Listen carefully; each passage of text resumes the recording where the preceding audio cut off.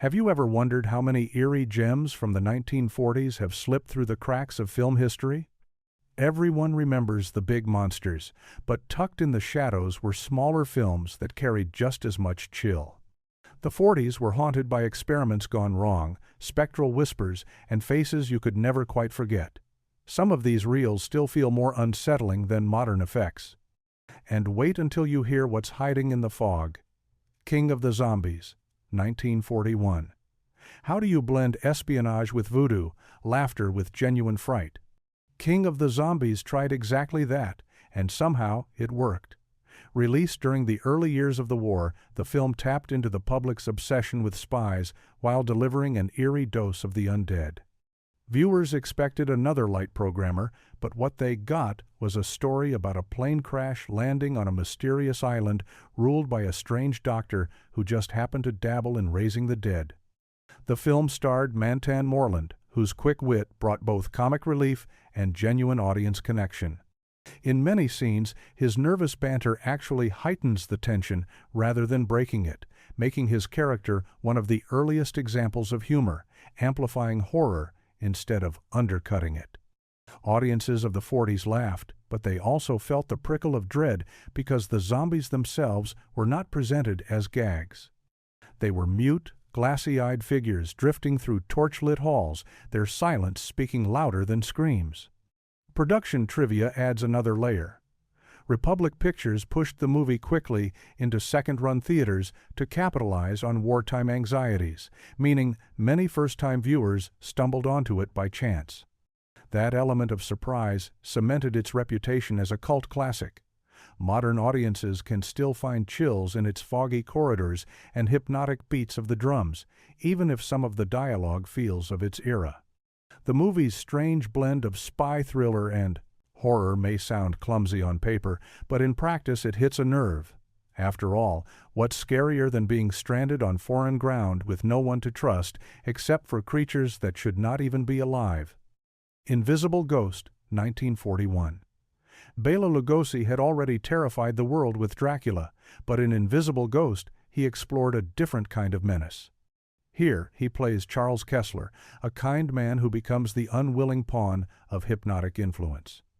Instead of capes and fangs, the horror comes from a respected figure losing control of his own actions, and that idea unsettled wartime audiences already fearful of unseen threats. The story revolves around a series of unexplained deaths in Kessler's household. What made it gripping was not blood or gore, but the eerie suggestion that a man could commit terrible deeds without awareness. Lugosi, with his piercing stare and velvet delivery, managed to look both sympathetic and terrifying, sometimes in the very same scene. This duality gave audiences a new nightmare, the possibility that evil might hide behind a friendly smile. Shot on a tiny budget by Monogram Pictures, the movie reused sets from other productions, giving it a surreal quality. Long hallways, flickering lamps, and curtains that moved as if they were alive added to the atmosphere. Director Joseph H. Lewis leaned into these limitations, crafting images that felt dreamlike and claustrophobic. The film also gained a second life through late-night television in the 1950s, when younger viewers rediscovered Lugosi's work. Today, streamers note how unsettling it feels to watch a man torn between sanity and compulsion. It isn't flashy, but the unease lingers. Invisible Ghost reminds us that horror doesn't always need a monster. It just needs the chilling idea that you might not be in control of yourself. The Mad Monster, 1942. If Universal's Wolfman defined the werewolf myth of the 40s, the Mad Monster was its scrappy cousin, born on a smaller budget but brimming with swampy atmosphere. The film follows a disgraced scientist who injects a simple-minded gardener with a serum that transforms him into a creature under his control. On the surface, it sounds like pulpy nonsense, but audiences found themselves captivated by the gloomy tone and desperate characters. George Zucco played the sinister doctor with relish, his voice dripping with menace as he justified his experiments as revenge against colleagues who mocked him. Glenn Strange, later famous as Frankenstein's monster in Universal's House series, donned the shaggy makeup for the gardener-turned-beast. His hulking frame and sorrowful eyes made the monster oddly tragic, echoing the theme that science's cruelty can destroy the innocent. Filmed in damp swamp settings with heavy fog, the mad monster leaned hard into atmosphere. The still water, broken only by ripples as the beast emerged, gave viewers genuine chills. Critics at the time dismissed it as another B-programmer, but audiences who caught it in matinees remembered its imagery long afterward. Modern viewers may chuckle at some of the makeup, but the emotional core remains. The gardener's forced transformation, his confusion, and his blind loyalty to the man who doomed him feel uncomfortably real. It's a reminder that even low-budget horror can strike a nerve, especially when it asks whether blind trust can turn us into something less than human. Bowery at Midnight, 1942. Bela Lugosi was everywhere in the early 40s, often in films rushed into theaters with tiny budgets. Bowery at Midnight is one of the most fascinating. On the surface, it looks like another crime thriller, but then it slides into horror territory almost without warning. Lugosi plays a kindly professor by day and the sinister operator of a soup kitchen by night. The twist?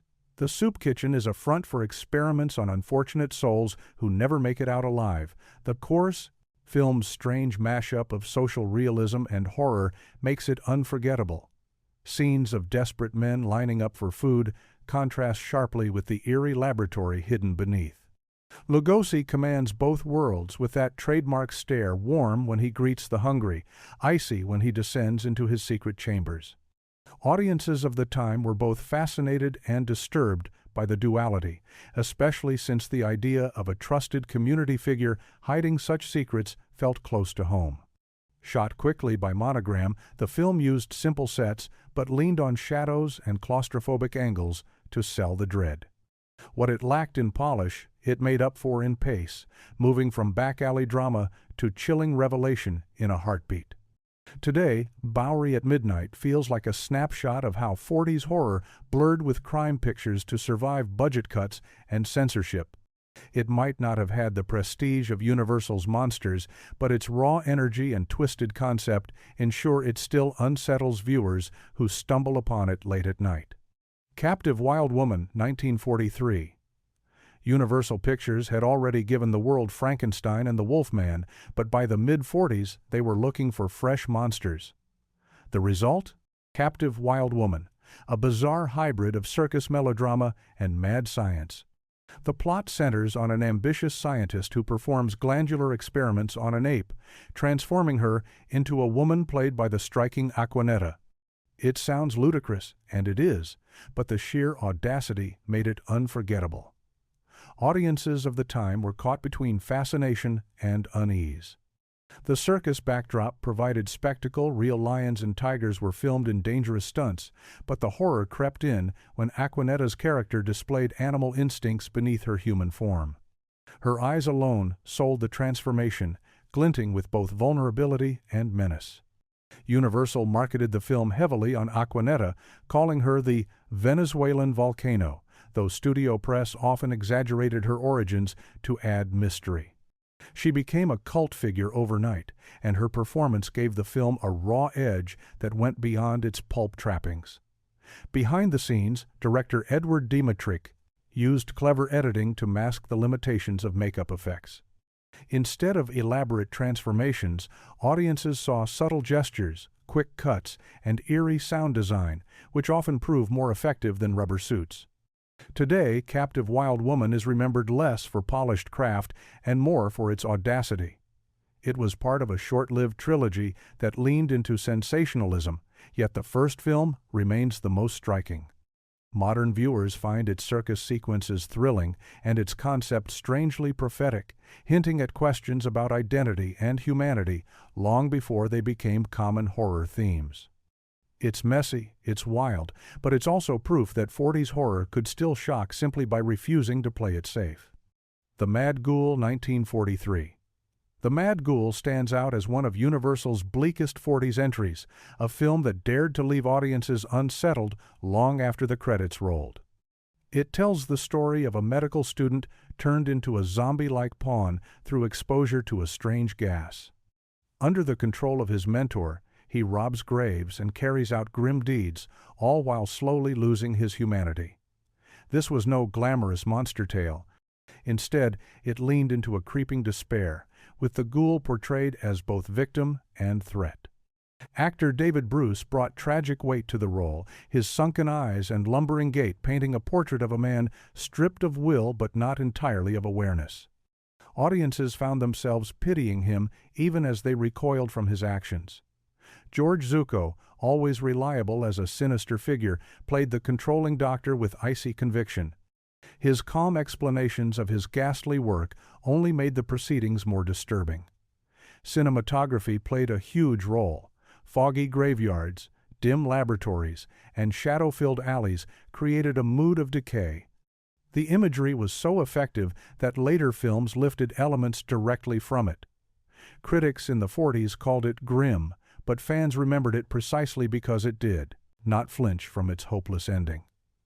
Unlike many monster films where order is restored, The Mad Ghoul ends with a chilling inevitability that lingers. Modern viewers still respond to that tone. In an era where horror often resets at the finale, this film's refusal to provide comfort makes it stand out. It's not the most famous Universal entry, but it is one of the most haunting, proving that sometimes horror's greatest power lies in its willingness to embrace despair. The Lady and the Monster, 1944. Brain transplantation was not new to horror by the 40s, but The Lady and the Monster pushed the theme with gothic flourish. Based on Kurt Siodmak's novel Donovan's Brain, the film centers on a scientist who keeps a tycoon's brain alive after death, only to find that the disembodied organ begins exerting control. Erich von Stroheim, with his imperious screen presence, played the scientist. His clipped delivery and steely gaze gave the story weight, turning what could have been pulp into high drama. His laboratory, filled with bubbling tanks and glowing apparatus, became a character in its own right, a shrine to obsession. The film also introduced a strong female lead in Vera Ralston, whose struggle between loyalty and fear mirrored the audience's own unease. The eerie image of a brain pulsing in a tank, wires twitching as it asserts its will, left many viewers with chills. Critics noted the film's seriousness, unusual for Republic Pictures, better known for quick serials. By investing in moody cinematography and deliberate pacing, the studio created an atmosphere closer to European Gothic than American B pictures. Modern audiences may smile at the dated effects, but the concept remains potent. The Lady and the Monster questions where identity truly resides, in the body or the mind. Watching Stroheim battle for dominance against something unseen yet undeniable makes for gripping drama. It may not have achieved the fame of later adaptations of Donovan's Brain, but this early version set the stage. Its mix of Gothic mood and science fiction ideas still resonates, reminding us that horror often begins not with the supernatural, but with ambition that refuses to stop at the grave. Strangler of the Swamp, 1946. Among Poverty Row Studios, producers Releasing Corporation rarely produced standouts. But Strangler of the Swamp is the exception, a moody little ghost story that feels far richer than its budget suggests. Set in a fog-choked marshland, it tells of a ferryman unjustly executed who returns as a vengeful spirit, luring townsfolk to their doom. What makes the film remarkable is its atmosphere. Director Frank Wisbar had fled Europe before the war and brought with him a German expressionist eye. He turned simple sets into haunting landscapes where trees clawed at the sky and fog rolled like a living thing. Viewers at the time compared it to silent classics, noting its poetic imagery even as it chilled their spines. The performances elevate it further. Rosemary LaPlanche, a former Miss America, plays the heroine who must unravel the curse. Her sincerity grounds the supernatural elements, while Charles Middleton, best known as Ming the Merciless in the Flash Gordon serials, adds gravitas as a doomed villager. Though released with little fanfare, Strangler of the Swamp gained a reputation among horror enthusiasts for its ability to create dread without elaborate effects. Its ghost is suggested through whispers, shadows, and the uncanny stillness of the swamp, proving that atmosphere often outpaces spectacle. Modern viewers who stumble across it online are often surprised by how effective it remains. The film's swamp setting feels timeless, its mist and silence working on the nerves as powerfully today as in the 40s. Strangler of the Swamp is proof that even the smallest studios could deliver chills when imagination outweighed resources. The Brute Man, 1946. The Brute Man is more than just a horror picture, it is a tragedy captured on celluloid. The film features Rondo Hatton, an actor whose real-life condition gave him a distinct appearance that studios exploited for menace. Cast as the Creeper, a disfigured man who stalks those who wronged him, Hatton delivered a performance steeped in melancholy. Audiences knew they were watching someone whose off-screen life mirrored the story, and that gave the film a heavy, unforgettable weight. Produced by Universal but ultimately released by Producers Releasing Corporation, the movie feels both polished and raw. The city streets are filled with noir shadows, alleyways echo with footsteps, and each encounter with the Creeper builds dread not because of elaborate effects, but because of Hatton's mere presence. He didn't need makeup. His towering frame and mournful eyes did the work. Critics of the day were torn. Some felt the film crossed a line by casting Hatton in roles that mirrored his condition, while others praised the raw authenticity he brought. Audiences, however, found themselves drawn into the sorrow of the Creeper, a figure as much victim as villain. Modern viewers often see the Brute Man as a snapshot of how Hollywood blurred lines between exploitation and empathy. It is unsettling, yes, but it also reveals the vulnerability beneath the menace. Hatton passed away shortly before the film's release, making it both his swan song and his legacy. Watching it now feels like uncovering a time capsule of pain and resilience. The Brute Man still chills, not because of jump scares, but because it makes us question how easily society turns outsiders into monsters. Valley of the Zombies, 1946.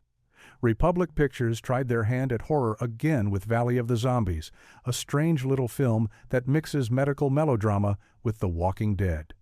The plot involves a doctor obsessed with using blood transfusions to prolong his life, an obsession that leads to the creation of a zombie-like state. Unlike the shambling corpses of later films, these zombies are more hypnotized victims, their will drained by a man who refuses to accept mortality. At the time, audiences found the film offbeat, with its blend of hospital corridors and eerie cemeteries. Robert Livingston played the villain with cold detachment, his calm demeanor making his actions even more unnerving. The zombies themselves drift through scenes like shadows, their silence underscoring the theme of stolen life. What makes Valley of the Zombies stand out is its atmosphere.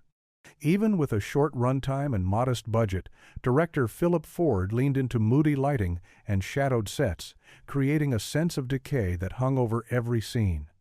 The movie rarely wastes time, rushing from one unsettling image to another. Though largely forgotten after its initial release, the film developed a cult following among fans of Republic oddities. Today, modern audiences stumble across it and are struck by its brisk pace and morbid imagery.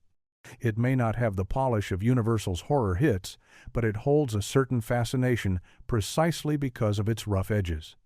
Valley of the Zombies endures as an example of how even quick B-pictures could deliver unforgettable chills. Scared to Death, 1947.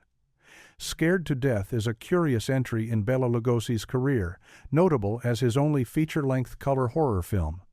The story unfolds through a corpse's flashback, a narrative device that instantly sets it apart.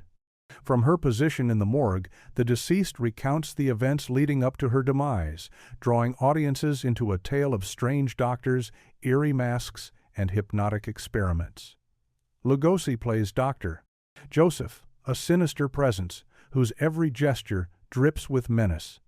Surrounded by mystery and suspicion, his character epitomizes the kind of villain audiences expected from him, yet the added element of color gave the film an extra surreal layer.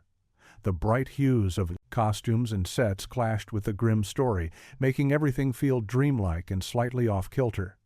Critics at the time were unimpressed, calling the story confusing. Yet fans found its odd tone memorable. The morgue setting, the strange flashbacks, and the unnerving sense of inevitability made it stand out in an era dominated by black and white chills. Modern viewers are often struck by its campy yet eerie energy. The fact that the narrative is told from the perspective of someone already dead adds an extra chill, reminding audiences that sometimes the story is over before it even begins. While not polished, Scared to Death has achieved cult status precisely because it feels like a surreal detour in Lugosi's career. It remains a colorful, unsettling curiosity from the decade. The Creeper, 1948. When Universal looked for new monsters after exhausting its classic lineup, they experimented with The Creeper. Not to be confused with Rondo Hatton's Creeper, this film features a different kind of menace. A scientific experiment gone wrong that results in a hybrid of human and cat-like traits.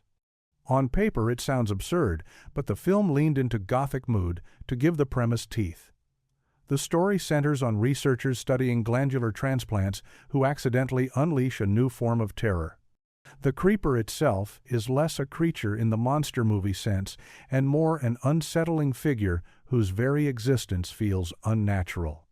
The eerie tension comes from watching the scientists realize they've crossed a line they can't retreat from. While not a major hit, The Creeper found its audience in late-night screenings. Its mix of laboratory paranoia and shadowy suspense reminded some viewers of earlier Universal classics, even if its monster never gained the same fame. What it lacked in spectacle, it made up for in atmosphere, with long corridors, flickering lamps, and the constant sense that something was moving just out of sight. Today, fans revisit it as a forgotten oddity, a film that dared to push science horror into stranger territory. The Creeper may not have reinvented the genre, but it holds an eerie charm, capturing the moment when studios tried to keep their horror cycle alive with ever stranger ideas. It stands as a reminder that the 40s produced horrors both supernatural and deeply human. So there you have it, 15 forgotten horrors from the 1940s that still have the power to crawl under your skin. From foggy swamps to cursed laboratories, these films prove you don't need flashy effects to keep an audience on edge. Which of these would you dare to watch in the dark? Drop your pick in the comments, hit like if you love unearthing hidden gems, and don't forget to subscribe for more journeys into cinema's shadows.